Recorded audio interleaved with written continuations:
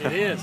Well, I just want to ask you about first week of drills, what you've seen now that you've had 2 in pads as well. Just what stands out to you so far? Well, I think we've got a lot of good players that got some good athletic ability. We've got a learning curve going on right now because we're putting in a totally different system than probably what they're used to, and so their terminology is our terminology is West Coast offense, so it's a lot of verbiage, and for them it tells everybody what to do, but for them to understand what to do and to go through it all, it's it's a slow process in the beginning.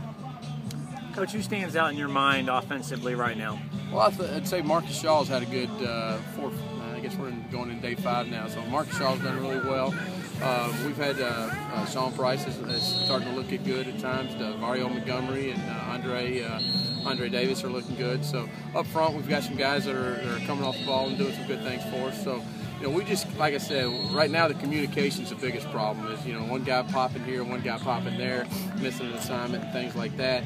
And then when you miss one assignment on offense, defense can have 10 guys go the wrong way, but one guy make a play because one guy on offense messed up. And that's kind of where we're at right now. But we're getting better and better and getting more comfortable. Our walkthrough this morning was the best one we've had as far as mental reps. So those guys have done a good job. We're still in a good competition phase, and we hadn't had an all-out scrimmage where everybody's on the sidelines, calling our plays, rolling, and going that way. So we'll see a little more when we get to that situation.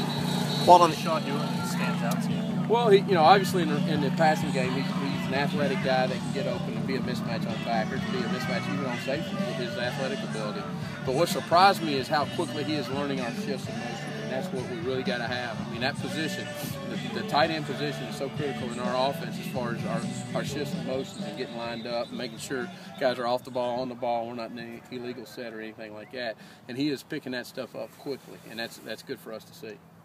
Quarterbacks right now, Bobby and Matt seem to be taking the majority of the snaps. You're going to be working the other 3 in, or just those 2 are they're all getting reps. Bobby and Matt are a little ahead in the learning curve right now, and so they're starting to wean themselves away from the other 2. But they're still, like I said, we still haven't had a full competition to where we can truly evaluate what these guys are doing, and we're going to do some of that today, and we'll get into it obviously on Saturday when we have our first scrimmage.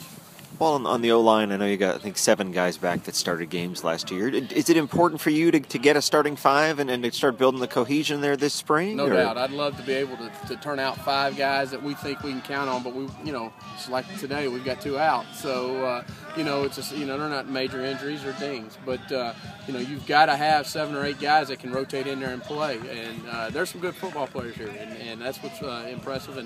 And they're coming off the ball. They're doing some things that we need them to do because, like I said, our style is different.